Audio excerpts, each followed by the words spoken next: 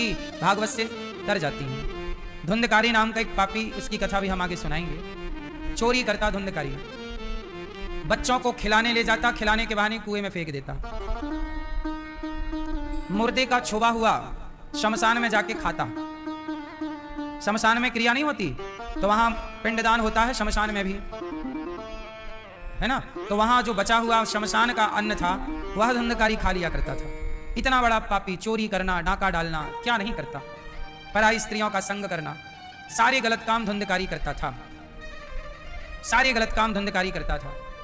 लेकिन वह धुंधकारी, जब उसने भागवत, गौकर्ण जी ने भागवत सुनाई, तो वह पापी से पापी धुंधकारी इतना पवित्र हो गया कि उसके लिए विमान आया, और भागवत सुनने के बाद वह विमान में बैठ के भगवान के धाम गया। ये भागवत जी की महिमा, इसलिए भागवत सबको सुननी चाहिए। आप लोगों ने भागवत जी के पोथी पाठ भी बिठाए हैं। यजमान यहाँ पर भक्त लोग आए हैं, 336 पाठ यहाँ पर बैठे हैं, और आप जितने भी यजमान परिवार यहाँ आए हैं पाठ बिठाने अपने पितरों के लिए, पूर्वजों के लिए, इस पितृपक्ष में आपने ये सुंदर अनुष्ठान किया। कुछ भक्त आए, कुछ घर से ही अपने संकल्प से उनका पाठ यहाँ बैठा है, तो आप सबके कल्याण के लिए भागवत जी हैं। और भागवत जी कभी भी सुनिए, किसी भी महीने, किसी भी समय सुनिए भागवत जी। अग्नि, चाहे सर्दियों में आग लगाओ या गर्मियों में आग लगाओ, आग का प्रभाव तो रहेगा ना, कि नहीं रहेगा। हर मौसम में जैसे आग का प्रभाव रहता है, ऐसे हर महीने, किसी भी महीने भागवत सुनिए। भागवत जी जिसके नाम से होगी उसका उद्धार जरूर होगा। इसलिए आप लोगों ने पितृपक्ष में भागवत जी का अनुष्ठान करा के अपने पितरों की सदगति के लिए जो प्रयास किया है वह अत्यधिक सराहनीय है, और आपके पूर्वज आपको खूब आशीर्वाद दे रहे होंगे। जब आप अपने पितरों के लिए कुछ करते हैं तो पितर आपको बहुत आशीर्वाद देते हैं। आगामी भागवत जी के पोथी पाठ 2 अक्टूबर से बैठेंगे, तो 2 अक्टूबर से जो भागवत जी के पाठ बैठेंगे, आप लोग भी अपने पितरों के लिए, पूर्वजों के लिए, अपने कल्याणार्थ, घर की सुख शांति भी भागवत जी से होती है, समृद्धि भी बढ़ती है, तो आप भागवत जी के पाठ करा सकते हैं 2 अक्टूबर से। भागवत जी 18,000 श्लोकों का एक दिव्य ग्रंथ है। 18,000 श्लोक हैं भागवत जी में, 335 अध्याय, 12 स्कंध और भक्त और भगवान की कथा। भागवत जी का पहला श्लोक महात्म्य का, मेरे साथ गाओ। सच्चिदानंद रूपाय, सबको बोलना है, सच्चिदानंद रूपाय विश्वोत्पत्त्यादि हेतवे तापत्रय विनाशाय श्रीकृष्णाय वयं नुमः। अर्थ इसका है, सच्चिदानंद रूपाय विश्वोत्पत्त्यादि हेतवे, सतचित आनंद बराबर सच्चिदानंद, सतचित आनंद। भगवान के स्वरूप का वर्णन पहले अध्याय के महात्म्य के पहले श्लोक में है। भगवान दिखते कैसे हैं, कैसे दिखते हैं भगवान? सत चित आनंद, ये ईश्वर के स्वरूप है। ईश्वर सत्य स्वरूप है, चित मतलब प्रकाश स्वरूप है, आनंद के सागर हैं। भगवान का स्वरूप कैसा है? आनंद को देने वाला। इसलिए जब भगवान कृष्ण प्रकट भये तो क्या बोला गया? कृष्ण प्रकट भये नहीं बोला गया, नंद के आनंद भयो बोला गया। नंद के, तो भगवान आनंद के सागर हैं। अच्छा, संसार में क्या है? सुख। खाने में क्या मिलता है? सोने में। सुख का उल्टा क्या हुआ? दिन का उल्टा, हानि का उल्टा। सुख का उल्टा क्या है? हाँ, सुखी आप हैं तो दुख भी आएगा, क्योंकि सुख और दुख यही ना क्रम है। इसलिए सुख मिलता है फिर दुख मिलता है। संसार में आपको सुख भी मिलता है, और एक चीज और याद रखिएगा, जहां से सुख मिलता है वहीं से दुख मिलता है। ये बात सही है कि गलत है? कैसे आओ इसे समझते हैं। सुनो, विवाह हो गया, पत्नी आई, पति आया, क्या मिला? सुख मिला, गृहस्थी बस गई, सुख है। अब क्या हुआ? अकस्मात कुछ महीनों, कुछ वर्षों बाद या बुढ़ापा आया आपका, और पत्नी या पति दो में से एक चले गए। तो जब जो गया उसके जाने से सुख मिलेगा कि दुख? क्या मिलेगा? पति चला गया, पत्नी चली गई। तो जब आई थी तो क्या मिला था? और जब गई तो पति आया तो क्या मिला? सुख। पति गया तो जहां से सुख मिला था वहीं से दुख प्राप्त होता है। बेटा आया, क्या मिला? बेटा गया, क्या मिला? जहां से सुख है वहीं से दुख है। शरीर स्वस्थ है, क्या मिल रहा है? सुख। शरीर बीमार है तो दुख कहां से मिलेगा? यहां दर्द है, यहां दर्द है। सुख भी तो यहीं से था, हाँ या ना? जहां से सुख वहीं से। इसलिए कहता हूं कि संसार का सुख, आज सुख है तो कल दुख जरूर आएगा। इसलिए कहता हूं भगवान की शरण में आओ। तो भगवान की कथा सुख नहीं देती, भगवान की कथा में आनंद मिलता है। सुख का उल्टा हुआ दुख। जरा बताओ आनंद का उल्टा क्या हुआ? आनंद का उल्टा बताओ भैया, भैया आनंद का उल्टा क्या हुआ? ओ मोबाइल वाले भैया, बेटा बताओ आनंद का उल्टा क्या हुआ? क्या आनंद का उल्टा? यहाँ उल्टा नहीं है, यहाँ सब कुछ सीधा सीधा है। भगवान की शरण में जो आ जाता है उसके जीवन में फिर कुछ उल्टा नहीं होता, उसके जीवन में सब कुछ सीधा सीधा होता है। आनंद का उल्टा कुछ नहीं है। आनंद का एक आगे है परमानंद, आनंद का एक स्टेप आगे, तो आनंद आपको और आगे ले जाके परम आनंद तक पहुंचा देगा। संसार में मिलता है सुख, और यदि सुख है तो दुख आएगा, क्योंकि उल्टा वही है। सिक्का आपके पास है तो सिक्का का एक पहलू आपके पास है तो दूसरा भी आपके पास ही होगा। बोलो हाँ कि ना? ये पुस्तक है मेरे पास, तो यदि पुस्तक का पहला पन्ना मेरे पास है तो इसका ये वाला हिस्सा भी होगा? नहीं होगा? होगा ही। ये वाला यदि ये हिस्सा मेरे पास है तो ये भी मेरे पास होगा, क्योंकि ये और ये दोनों जुड़े हुए हैं। ऐसे सुख और दुख दोनों ऐसे ही है। इसलिए सुख के चक्कर में ना पड़ो। आप लोग क्या कहते हैं, भगवान सुख दे दो, सुख दे तो देंगे पर दुख कौन लेगा? क्योंकि वो आएगा जरूर, क्योंकि आप ये वाला पन्ना लोगे तो ये वाला अपने आप आ जाएगा। बोलो हाँ, सही है कि गलत है? सुख मांगोगे तो दुख अपने आप आ जाएगा। कुंती बुआ बड़ी होशियार हैं। कुंती बुआ ने इसलिए दुख मांगा कि दुख मांगेंगे तो सुख आ जाएगा। कुंती बुआ ने भगवान से क्या मांगा? हमें दुख चाहिए। लेकिन मैं आपको कहता हूं सुख दुख के चक्कर में ना पड़ो, आनंद चाहो। क्या चाहिए? क्या चाहिए? और जिसके जीवन में आनंद है उसके जीवन में ही परमानंद परमात्मा है। इसलिए सुख दुख से ऊपर उठो। कब तक उलझे रहोगे सुख दुख में? ना सुख अच्छा है और ना आनंद अच्छा है। सही है? इसलिए हमें तो भगवान की कथा में क्या आ रहा है? यहां सुख नहीं मिल रहा है, सुख है ही नहीं यहां। भगवान का प्रसाद खाए क्या आ गया? आनंद आ गया। भगवान के चरणों में याद करके सोए, आज तो भगवान की याद में ऐसे सोए कि क्या आ गया? आनंद। सब कुछ उस परमात्मा से जोड़ दीजिए। उठना उसके लिए, सोना उसके लिए, धन उसका, दुकान उसकी, मकान उसका, परिवार उसका, सब प्रभु आपका, सब तेरा। तेरा तुझको अर्पण क्या लागे? मेरा तेरा तुझको क्या लागे मेरा। अच्छा यहां पर यह बात क्यों कहेगी क्या लागे मेरा? इसका मतलब क्या है? इस लाइन का जरा मुझे अर्थ समझाओ मैया आप। तेरा तुझको अर्पण क्या लागे मेरा, ये क्या लागे मेरा का मतलब क्या है? तेरा तुझको अर्पण क्या लागे मेरा, क्या अर्थ हुआ इसका? है? नहीं? आप बताओ मैया आप। तेरा तुझको अर्पण क्या लागे मेरा, सब आपका है, मेरा कुछ नहीं, ये अर्थ है? हाँ ये अर्थ तो है, अर्थ तो यही है, पर इसमें एक विशेष चीज छिपी है, मैं वो प्रकट करना चाह रहा हूं। आप बताओ क्या अर्थ है इसका? तेरा तुझको अर्पण क्या लागे मेरा, क्या लागे मेरा। आप सब कहते हो ना ये लाइन, लेकिन इसका अर्थ आज समझा दूं यदि आपका हो आज्ञा करो तो। समझाऊं मैया आपको? समझाऊं मेरी मां? सुनो फिर। क्या लागे तेरा तुझको अर्पण क्या लागे मेरा, इसका अर्थ ये है कि हे प्रभु ये बताओ इस संसार में मेरा है क्या? जब मैं पैदा हुआ था तब बताओ मेरे पास क्या था? जब मैं पैदा हुआ मेरे शरीर पे तो कपड़े भी नहीं थे, क्या था? कुछ नहीं। इसी संसार में मुझे भगवान ने मां दी, इसी संसार में आने के बाद मुझे माता मिली, भगवान की कृपा से पिता मिले, भगवान की कृपा से ही खाने को 2 वक्त की। और सुनो, जब मैं पैदा हुआ और मेरी माँ ने जब मुझे छाती से लगा के पहली बार दूध पिलाया तो वो दूध भी मेरी माँ के आंचल में माँ ने नहीं भरा था, भगवान ने ही भर के दिया था। ये बात सही है कि गलत है? सही है ना? हाँ। फिर मैं बड़ा हुआ तो भगवान की कृपा से ही मुझे इस जीवन में प्राण मिले, जीवन मिला। आज जीवन है तो किसकी बदौलत? आज प्राण निकल जाए तो मैं क्या कर लूंगा, लेकिन यदि आज मुझे, आज का दिन मुझे मिला, आज की तारीख मुझे मिली तो ये भगवान की कृपा से तो मिली। ना मिलती आज की तारीख, आज मैं सवेरे होते ही प्राण निकल जाते तो मैं कर क्या लेता, और आप लोग क्या कर लेते? इसका मतलब आज की तारीख, आज का सूर्य, आज का जीवन, आज का दिन मुझे मिला, कथा सुनाने को मिल रही है, भगवान का नाम लेने को मिल रहा है, रोटी मिल रही है, तो कृपा ईश्वर की है कि नहीं? तो प्रभु सब तो आपका है, तो तेरा तुझको अर्पण लागे मेरा, लाग ही क्या रहा है? ऑलरेडी सब आपका है, मेरा लग क्या रहा है? क्या लागे मेरा?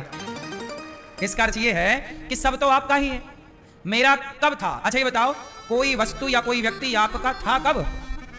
क्यों भैया? संसार की कोई वस्तु या कोई व्यक्ति आपका था कब? आपने मान लिया था ये मेरा है, पर वो कभी आपका था नहीं। तो जब आपका ही था तो मैं क्यों कहूं कि मेरा, इसलिए तेरा था तो तेरा तुझको अर्पण। और क्या लागे मेरा, मेरा लगना क्या है, कोई मैं घर से थोड़ी लाया था। बोलो क्यों मैया? जवानी चली गई, बुढ़ापा आ गया। तो जवानी चली गई तो ये बताओ, जवानी लेके आए थे आप, तो जब चली गई तो रो काहे रहे हो? अरे बुढ़ापा आ गया, बुढ़ापा आ गया। बुढ़ापा देख कर रोया, जवानी नींद भर, जवानी नींद भर सोया, बुढ़ापा देख कर रोया। यही किस्सा पुराना है, क्या सही है? तो ये बताओ, जवानी चली गई तो क्या लाए थे? जिसकी थी उसके पास चली गई। बुढ़ापा आप लाए क्या? जिसका है उसके पास जमा हो जाएगा। जीवन आप लाए थे क्या? पूरा उसने दिया, वो ले लिया, इसमें तुम क्यों परेशान? इसलिए तेरा तुझको सब उसका। नाच सकल संपदा तुम्हारी, मैं सेवक समेत सुत नाई, सब उसका। तो भगवान कैसे हैं? आनंद देने वाले। क्या मिलता है? क्यों मैया, क्या मिलता है? आनंद। और संसार में क्या है? सुख है। और सुख मिलेगा तो क्या मिलेगा? इसलिए सुख दुख से ऊपर उठो और क्या पाओगे? आनंद। विश्वोत्पत्त्यादि हेतवे। भगवान करते क्या है? क्या करते हैं भगवान? हाँ मैया, क्या बोलती तू? क्या करते हैं भगवान? भगवान 3 काम करते हैं। मैया बताओ क्या करते हैं भगवान? पीली मैया, आप ही मैया। हाँ। क्या करते हैं मेरी माँ? भगवान सब कुछ करते हैं। क्या क्या? जैसे रोटी बनाते हैं, पकौड़ा बनाते हैं, झाड़ू लगाते हैं। क्या करते, क्या क्या करते हैं भगवान? आप बताओ क्या क्या करते हैं भगवान?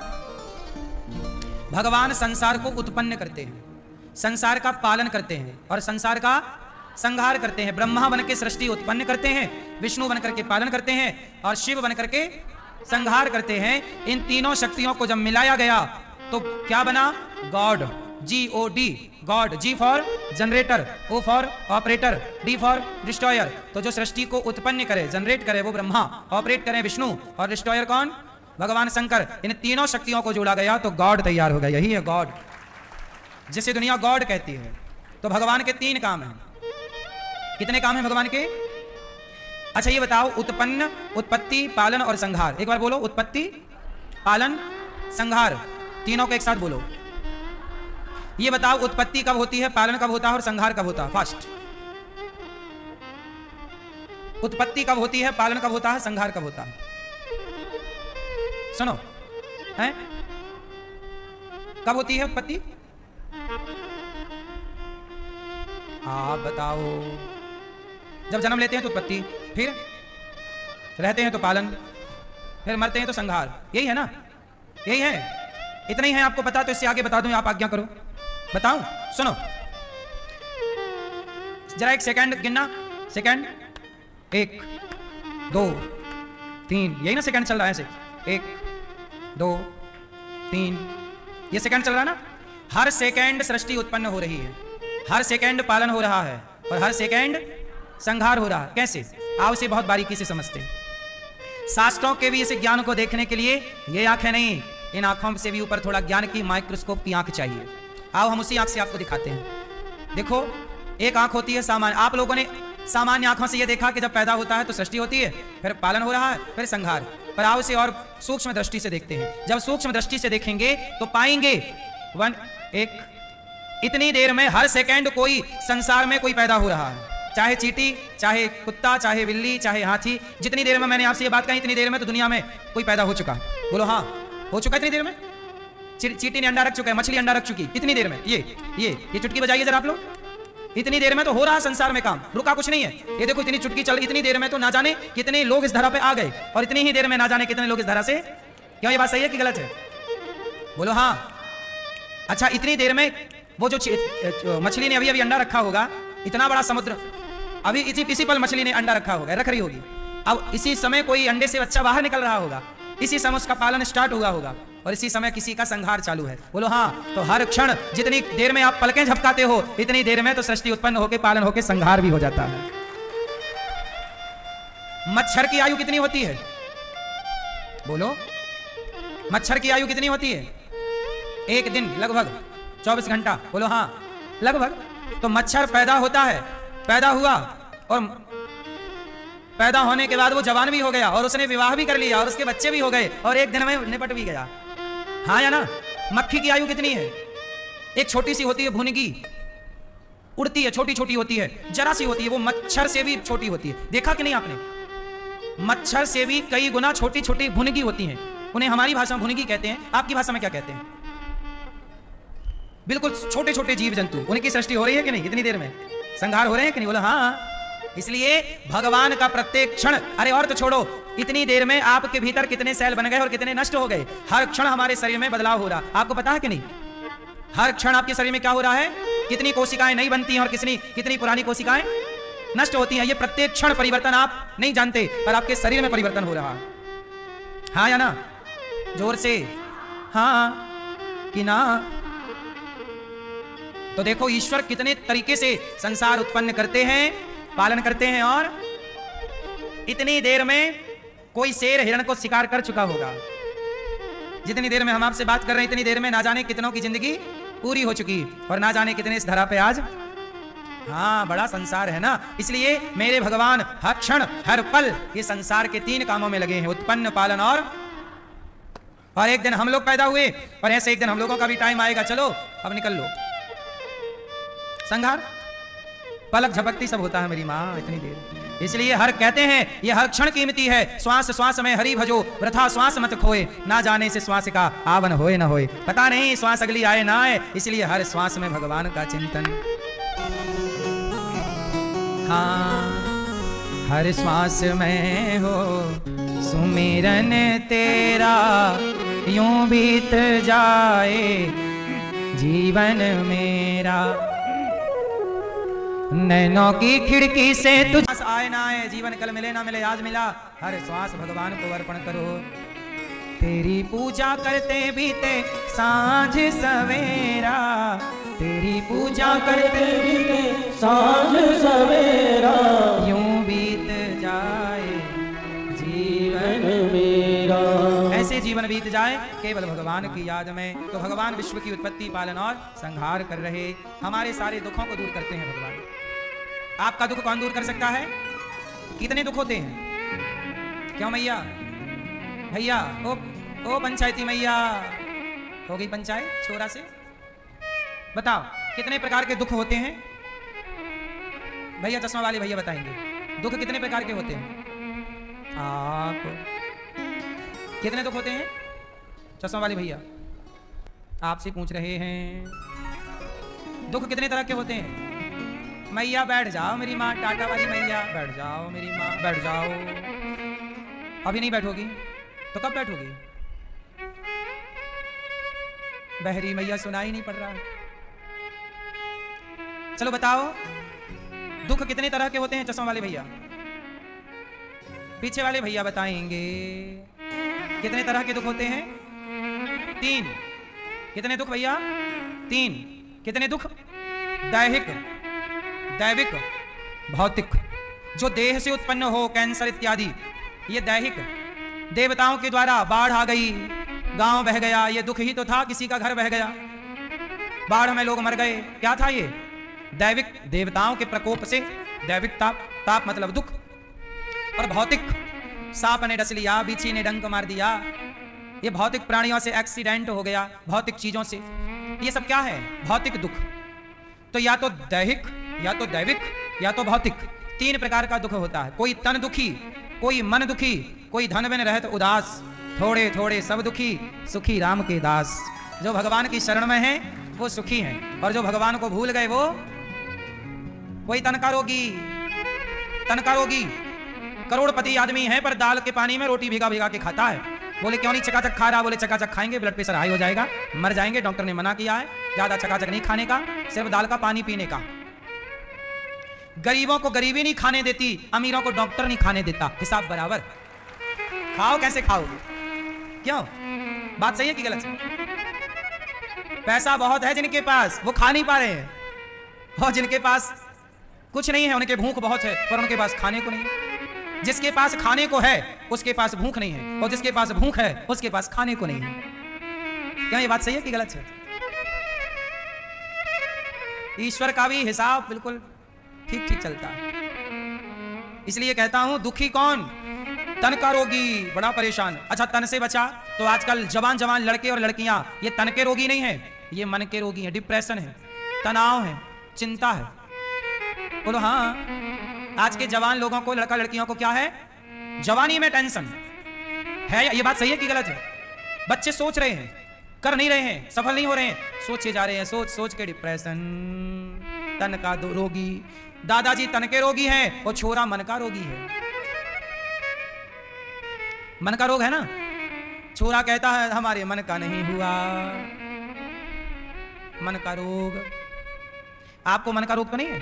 सोचते तो नहीं हो? ज्यादा सोचा ना करो, टेंशन ना लिया करो, चिंता बिल्कुल ना किया करो। आप लोग सोचते बहुत हैं। पढ़ा करो थोड़ा गीता, रामायण, धर्म ग्रंथ, थोड़ा खेला करो, बैडमिंटन खेला करो, वॉलीबॉल खेला करो, क्रिकेट खेला करो, पकड़म पाई खेला करो, लुका छिपी खेला करो। हम अभी भी खेलते हैं पकड़म पाई और लुका छिपी, अभी भी। खेल जरूरी है। बोलो हाँ। आप लोग बिल्कुल इतने बड़े होने के बाद आप ऐसे बन जाते हो ना, बिल्कुल स्टैचू, कुछ नहीं, सीधे। थोड़ा हंस लो, थोड़ा गा लो। तुम दादी बन गई हो तो क्या हुआ, छोरा छोरियों के संग लुका छिपी खेल लिया करो, मन बहल जाएगा। मोबाइल चलाती हो मैया दिन भर, लूडो खेलती है मैया। आप लोग ना बड़े बन के ना, बिल्कुल बड़े का मतलब ये नहीं कि तुम बड़े बन गए तो खेलोगे नहीं, कूदोगे नहीं। खेल कूद जरूर, जीवन भर खेलना चाहिए।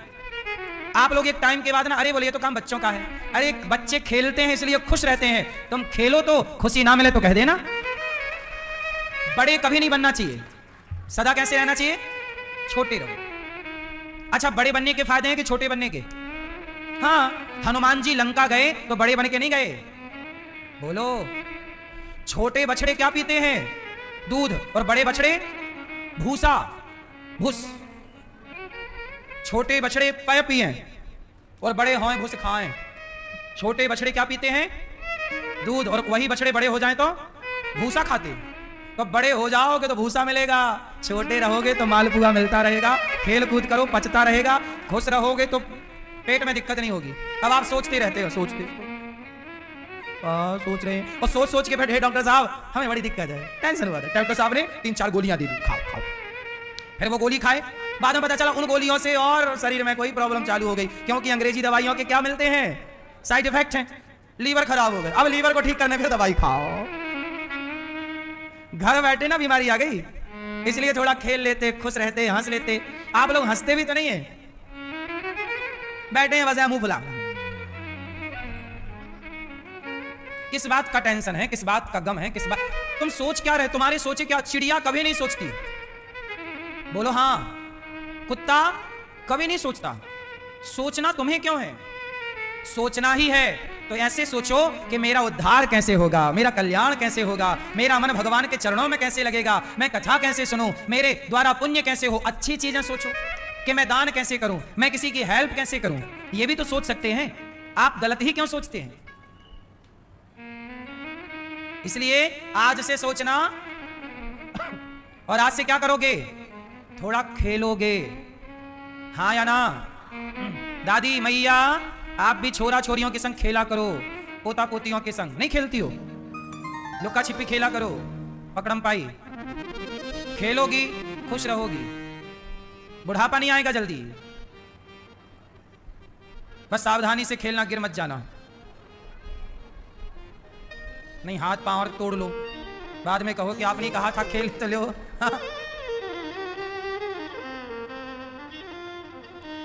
तो कोई तन दुखी, कोई मन दुखी, कोई धन बिन रहते उदास। चिंता नहीं, चिंतन। बोलो चिंता, बोलो चिंता नहीं, चिंता नहीं। क्या? चिंतन। क्या? चिंतन। इसलिए चिंतन करने वाला बहुत सुखी रहता है। चिंता करने से ना भूख नहीं लगती, चिंता करने से पूरा शरीर खराब हो जाता, हाँ या ना? इसलिए कहते हैं चिता मुर्दे को जलाती है, चिंता जीते जागते इंसान को जला के राख कर देती है। चिंता में डूबा हुआ व्यक्ति एक तरह का मुर्दा ही है। सही है कि गलत है? इसलिए ये चिंताएं कभी ना करो। और आपको चिंता किसकी है? बेटी की चिंता, बेटे की चिंता। तुम काहे चिंता करते हो? तुम्हारे पेट में जब बेटा बेटी था तब तुम्हें चिंता थी? जिसने पेट में, उस परमात्मा ने जिसने पेट में तुम्हारे बच्चे का ख्याल रखा, उस भगवान पे भरोसा करना, वही इस संसार पे तुम्हारे बच्चों का ख्याल रखेगा। वही है ना पालनहार। कौन है पालनहार? तो उसे मानो ना मेरी माँ। ऐसे भगवान को जो सबका पालन करते हैं, सारे दुखों से मुक्त करते हैं, ऐसे भगवान को, राधा सहित कृष्ण को हम सब नुमः नमस्कार करते हैं, शरण में चलते हैं। यम प्रव्रजंत मनुपेतमपेत कृत्यम द्वैपायनो विरह कातरया जुहाव पुत्रेति तन्मयतया तर्वोभिनेदुस् तं सर्वभूत हृदयं मुनिमानतोस्मि। सुखदेव भगवान का प्राकट्य हुआ, जन्म लेते ही संन्यास लेने चल पड़े। भागवत जी की कथा बड़ी अद्भुत। सुखदेव भगवान जन्म लेते ही निकल गए। संसार में उलझे नहीं, संसार ना अपनी ओर खींचता है। संसार अपनी ओर, आप संसार में उलझ गए तो उलझ गए। ये दुनिया अपनी ओर बुलाती है, खींचती है। कलयुग चाहता है कि आप गलत गलत काम करते रहें, इसलिए कलयुग में पाप करने वाले ज्यादा हैं और पुण्य करने वाले कम। क्यों? क्योंकि कलयुग में कलयुग राजा है, तो कलयुग अपने तरीके से चलाता है, इसलिए कलयुग अपनी ओर खींचता है आप लोगों को। इसलिए कथा अच्छी कम लगती है, संसार अच्छा ज्यादा लगता है, क्योंकि कलयुग ना अपनी ओर बुलाता है।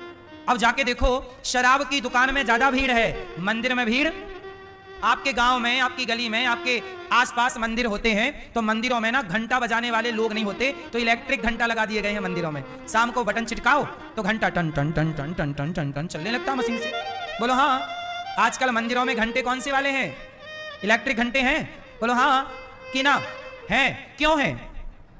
क्योंकि 140 करोड़ की आबादी वाले देश में, जहां 100 करोड़ हिंदू रहते हैं, उन हिंदुओं के देश में आज मंदिर में कोई घंटा बजाने वाला भी नहीं है, तो कैसे हिंदू राष्ट्र बनेगा? मुसलमानों के 52 देश हैं, 52। हिंदुओं का एक भी नहीं है, क्योंकि हिंदुओं के पास मंदिरों में घंटा बजाने तक का टाइम। हाँ, लेकिन देखना, मंदिरों में घंटा इलेक्ट्रिक लगे हैं, लेकिन शराब की दुकान में जाओ शाम को 6 बजे, लाइन लगानी पड़ती है, तब एक पौआ मिलता है। सुना है मैंने ऐसे। सही है कि गलत है? कोरोना काल में मैंने देखा, टीवी पे बता रहे थे, कोरोना काल में शराब की दुकान में लंबी लंबी लाइनें लगी थी कि नहीं? बोलो हाँ। कोरोना काल में सब कुछ बंद था, लेकिन उस समय भी शराब महारानी बिक रही थी। सही है कि गलत है? क्यों? क्यों भैया सही है? शराब कोरोना में भी बिक रही थी। तो मंदिर सूना सूना रहेगा। बोलो, मंदिर सूना सूना रहेगा, भरी रहेंगी मधुशाला, पिता के संग भरी सभा में नाचेगी घर की बाला। एक ऐसा कन्यादान पिता ही कन्या का धन खाएगा, रामचंद्र कह गए सिया से, ऐसा कलयुग।